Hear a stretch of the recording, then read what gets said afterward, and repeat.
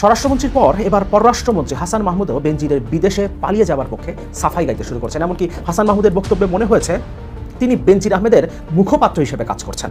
বেনজির আমাদের দলের লোক নয়, আজিজও আমাদের দলের লোক নয়, আমরা তাদের বানাইনি। আমরা এমন এক স্তরে, এমন এক সমাজে, এমন এক অবস্থানে আমরা অবস্থান করছি, আমরা সত্যি কথাটা এখন আর বলা বড় কঠিন হয়ে যাচ্ছে।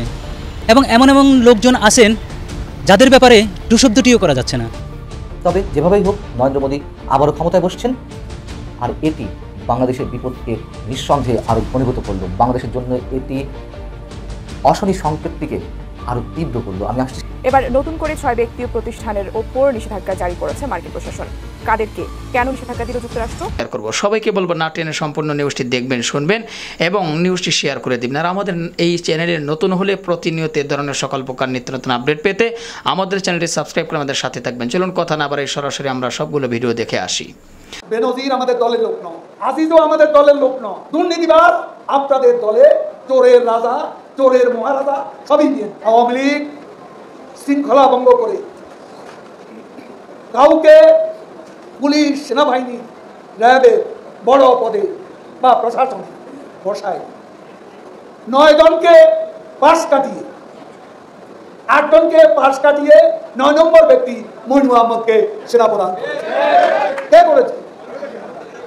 বেগম খালেদা জিয়া। আশরাফুল হুদার কথা মনে আছে? পুলিশের এটা কাজ সৃষ্টি, রকিবুল হুদা কাজ সৃষ্টি, এসপি কোহিনুর কাজ সৃষ্টি। তো মির্জা ফখরুল অন্ধকারে দিন ছুটছে, ভুলে গেছেন আপনার দলের ভারপ্রাপ্ত প্রধান মানি লন্ডারিং মামলা, অস্ত্র চোরাচালানে আজকে দণ্ডপ্রাপ্ত পলাতক আসামি। দুর্নীতির বিরুদ্ধে কথা বলে আপনার দলের প্রধানই দুর্নীতিবাজ। আমাদের প্রধানমন্ত্রী বাংলাদেশে, বিদেশে সর্বত্রই একজন অনেস্ট পলিটিশিয়ান হিসেবে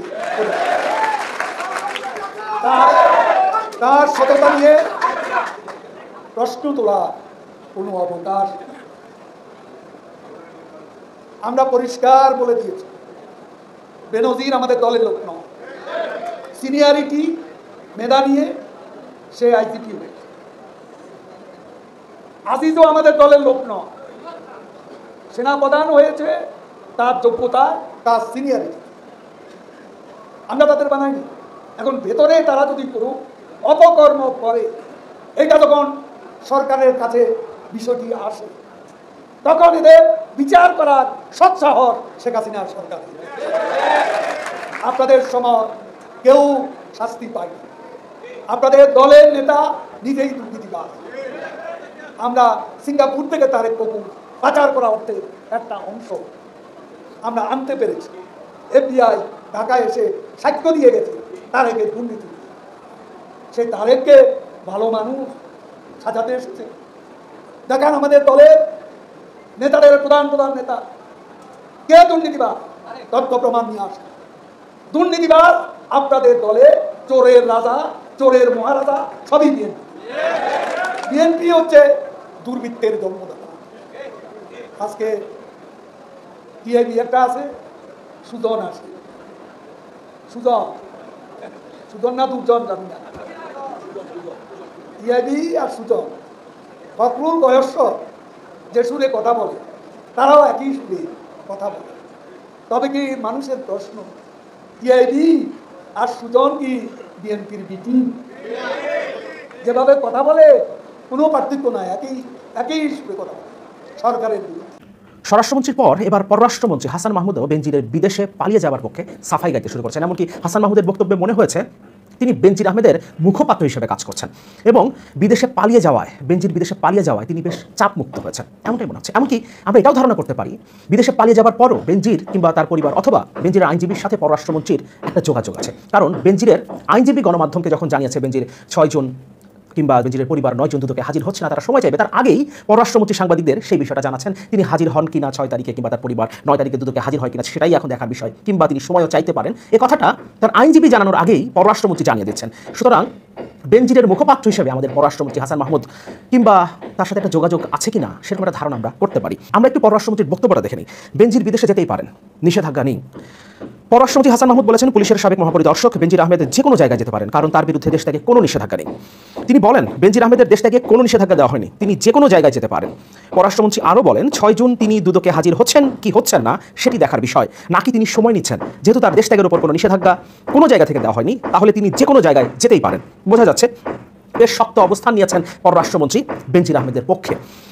এবং এই কথাটা যখন পররাষ্ট্রমন্ত্রী বলছেন, তারপর বেনজিরের আইনজীবীর বরাতে যুগান্তর রিপোর্ট করেছে, ধরাছোঁয়ার বাইরে বেনজির পরিবার হাজির হচ্ছেন না দুদকে।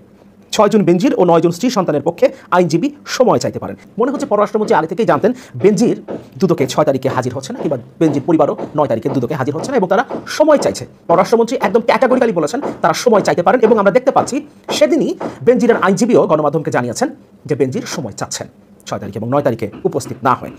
বেনজির আজিজ আওয়ামী লীগ সরকারের সৃষ্টি, বিএনপির এমন অভিযোগ প্রসঙ্গে তিনি বলেন, হাসান মাহমুদ বলেন, অত্যন্ত স্বচ্ছতার সঙ্গে সরকার দেশ পরিচালনা করছে, দুদক অত্যন্ত স্বচ্ছতার সঙ্গে স্বাধীনভাবে কাজ করছে। দুদক কতটা স্বাধীনভাবে কাজ করে এটা নিয়ে নতুন করে বলবার কিছু নেই। আর সরকার যে কতটা স্বচ্ছতার সাথে দেশ পরিচালনা করছে সেটা সাবেক আইজিপি বেনজিরের ঘটনায়, কিংবা সাবেক সেনাপ্রধান আজিজ আহমেদের উপরে নিষেধাজ্ঞায়, অথবা সংসদের আইন প্রণেতা হিসেবে 3 বার সংসদে নিয়ে আসা আনোয়ারুল আজিম আনারের ঘটনায় আমরা বুঝতে পারি সরকার এবং সরকারি দলের আসল চরিত্র, এবং সরকার আসলে কতটা স্বচ্ছতার সাথে কাজ করছে। হ্যাঁ, স্বচ্ছতার সাথে চোরদের, লুটেরাদের সুযোগ তৈরি করে দিচ্ছে। এখানে নির্লজ্জভাবে তারা প্রকাশ্যে সবকিছু করছে। এরপর বলছে, ফলে এই বিষয়গুলো উঠে এসেছে। আদালত স্বাধীনভাবে কাজ করছে বিধায় এই বিষয়গুলো উঠে এসেছে, এটা তো অন্য কেউ তুলে আনেনি। এখানে পুরোপুরি একটা মিথ্যাচার করেছেন পররাষ্ট্রমন্ত্রী, সেই জায়গাটাতে আসবো। সরকার এই ব্যাপারে অত্যন্ত স্বচ্ছ এবং সরকারের অবস্থান অত্যন্ত পরিষ্কার। বেনজিরের ব্যাপারে সরকার কি কোনো ইনভেস্টিগেশন করেছিল? দুদক কি কোনো তদন্ত করেছিল? এটা একটা গণমাধ্যমে উঠে এসেছিল প্রথম। কালের কণ্ঠে প্রথম বেনজির আহমেদের এই অবৈধ সম্পদের, বিপুল পরিমাণ অবৈধ সম্পদের তথ্য প্রথম কালের কণ্ঠে প্রকাশিত হয়েছিল 2টো রিপোর্টে। সেখানেও সরকারের 2টো অলিগার্ক, সরকারের 2টো খুঁটির মধ্যে একটা সমস্যা থেকেই এই বিষয়টা আমাদের সামনে চলে আসে। সে ব্যাপার নিয়ে এর আগে আমি কথা বলেছি আমার এই চ্যানেলেই।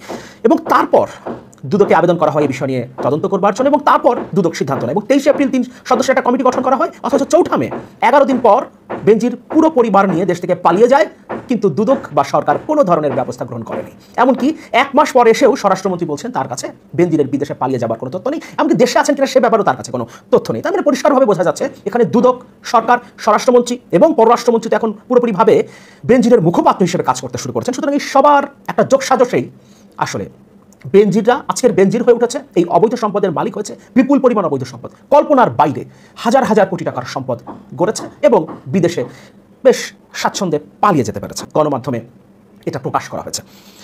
এখানে পররাষ্ট্রমন্ত্রী বলেছেন দুদক এবং সরকার স্বচ্ছতার সঙ্গে কাজ করছে বলে আজিজ আহমেদ এবং বেনজিরের বিষয়গুলো সামনে আসছে। আজিজ আহমেদের বিষয়গুলো বাংলাদেশের সরকার সামনে নিয়ে এসেছে, নাকি all the prime minister's main documentary যখন আল জাজিরায় প্রকাশিত হয়েছিল তখন সরকার এটার বিরোধিতা করেছিল, সরকার এটাকে গ্রহণ করে নাই?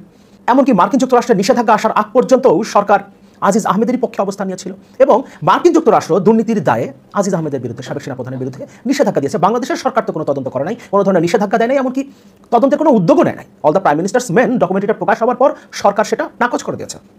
সরকার পুরো অ্যালিগেশনকে অস্বীকার করেছে, তারা বলেছে এটা একটা মন গড়া ডকুমেন্টারি, সরকার বলেছে। অথচ এখানে পররাষ্ট্রমন্ত্রী দাবি করছেন সরকার স্বচ্ছতার সঙ্গে কাজ করছে বলে আজিজ আহমেদ এবং বেনজিরের বিষয়গুলো সামনে আসছে। আমরা দেখতে পেয়েছি বেনজিরের বিষয়গুলো সামনে এসছে একটা গণমাধ্যমের কল্যাণে, আর আজিজ আহমেদের বিষয়টা সামনে এসছে সেটাও একটা আন্তর্জাতিক গণমাধ্যম আল জাজিরার মাধ্যমে, এবং পরবর্তীতে যখন মার্কিন যুক্তরাষ্ট্র তার উপরে নিষেধাজ্ঞা আরোপ করলো তারপরে এই বিষয়গুলো সরকার এখন স্বীকার করছে। তাও তারা বলছে তদন্ত করে যদি দোষী সাব্যস্ত হয় সেই ক্ষেত্রে তার বিরুদ্ধে ব্যবস্থা নেওয়া হবে।